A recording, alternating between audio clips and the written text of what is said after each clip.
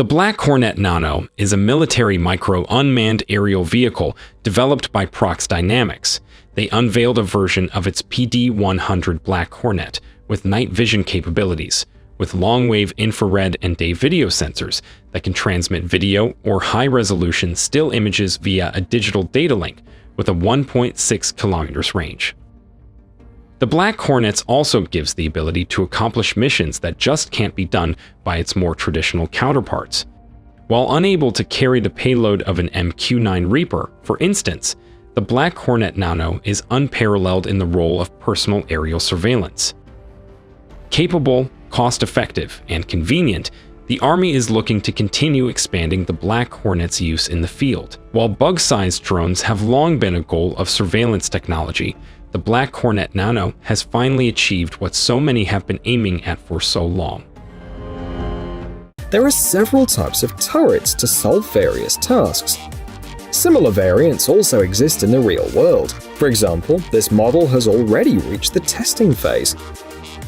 The manufacturer notes that it has a combat range of over 0.6 miles and an observation and defeat range of 330 degrees. It can memorize up to 10 targets, operate in autonomous mode, or be controlled by the operator. This can be done with a smart glove and tablet, but one viewer thought that there was a problem.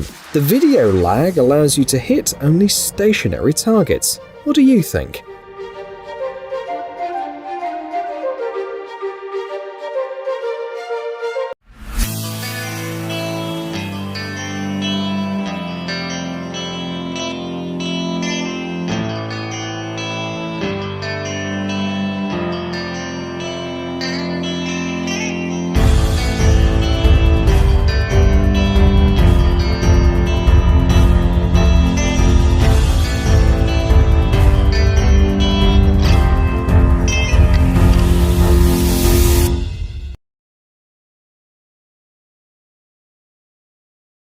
The creation of the robot fish, baton was taken by military engineers and scientists who created a robot imitating the most ferocious marine predator. The sample of this swimming robot shark presented to the public has a length of only 1.5 meters, but it still makes the striking impression.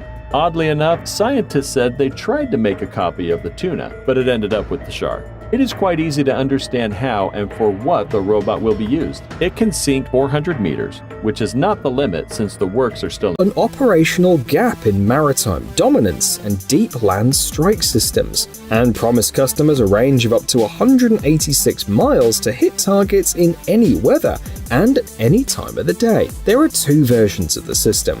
For ship-based and land-based operation. Operation consists of the smart software automatically searching for and recognizing targets, and then enabling a perfectly timed attack. AI algorithms with deep learning option help targeting, and the missiles are effective even in electronic warfare. Operator intervention is possible at any time, and a single strike is enough to neutralize a frigate. How playing a popular video game led to the leakage of classified information is not what you think. Some War Thunder players were so obsessed with the accuracy of vehicle models in the game that they would challenge the game developers on forums online. Their source was actual classified military documents. The first time, an alleged British tank commander leaked documents of the Challenger 2 main battle tank after complaining that the developers hadn't modeled the internal turret structure correctly. Gaijin Entertainment, which owns War Thunder, confirmed the authenticity of the documents with the UK Ministry of Defence and quickly removed the sensitive posts. Since then, there have been at least 3 more leaks, which included sensitive documents related to the F-15 and F-16 fighters. I guess for some gamers, it's not just a game. 90% of American aircraft could be destroyed in a war over Taiwan before ever leaving the ground.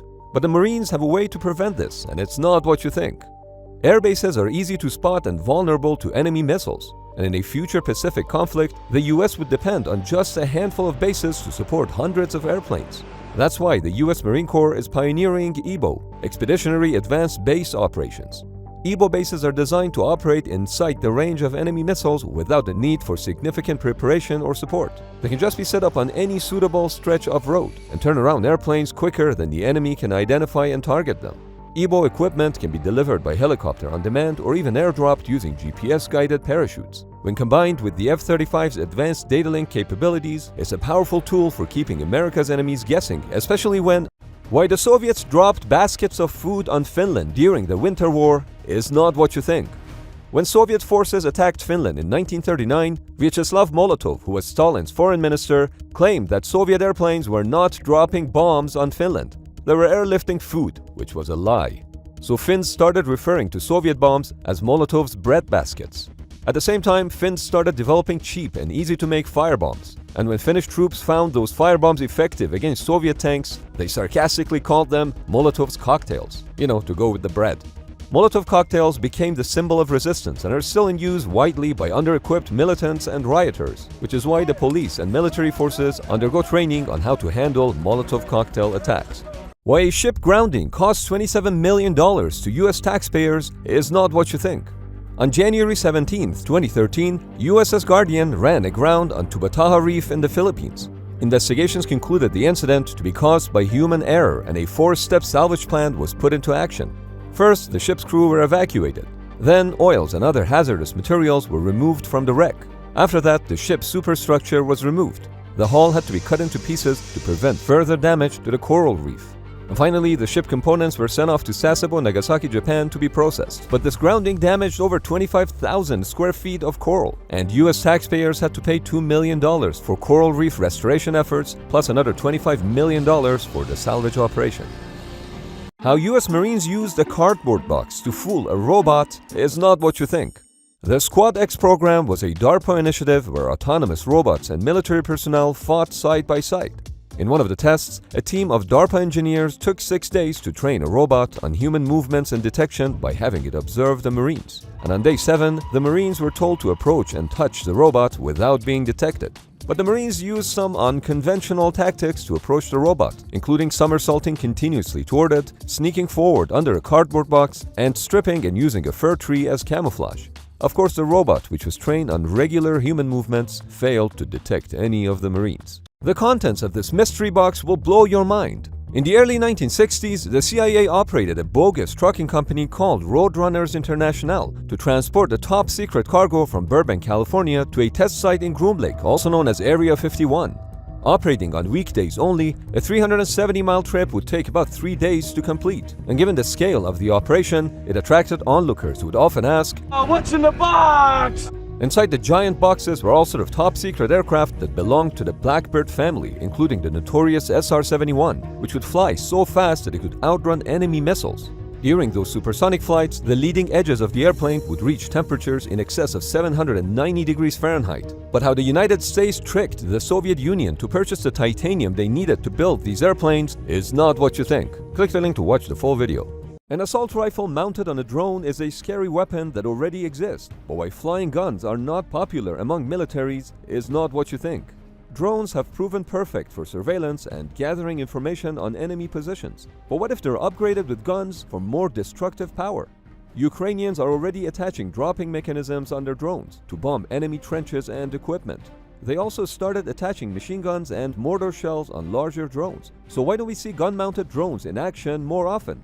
See, military drones fly too high to utilize a firearm, and small civilian drones are too light to carry a gun. But this drone has a gun and it's working. However, it needs to be perfectly still in order to hit its target, handle the gun's recoil, and then move away quickly before the other side shoots it down. The truth is that ground troops supported by reconnaissance drones will accomplish much more than a squad of shaky flying guns in the air. This boat cannot be capsized, so why don't they make all ships this way so they never capsize and sink? It's not what you think. For the Coast Guard, which regularly has to rescue others who are stuck in storms, having boats that don't capsize gives them peace of mind. But how does the boat upright itself? There are 2 key components. First, these boats have an extremely low center of gravity. And second, the cabin and hull are watertight. Being watertight means that even if the boat is flipped on its head, it would remain buoyant. And then the low center of gravity ensures the hull flips back upright. But due to their sheer size, making all components watertight on a commercial or military ship is practically impossible, so they just have to be careful. This aircraft is on fire, but it's not what you think, because this is not a bomb. It's a tank for holding napalm, which was invented in 1942 by mixing gasoline with naphthalene and palmitic acid. The result was a flammable gooey liquid which would stick to its targets and burn longer than gasoline, making it an effective yet controversial weapon. Napalm bombs were used during World War II as well as Korea and Vietnam, but it was also used to fuel flamethrowers on ships, tanks, and infantry, and this should explain why.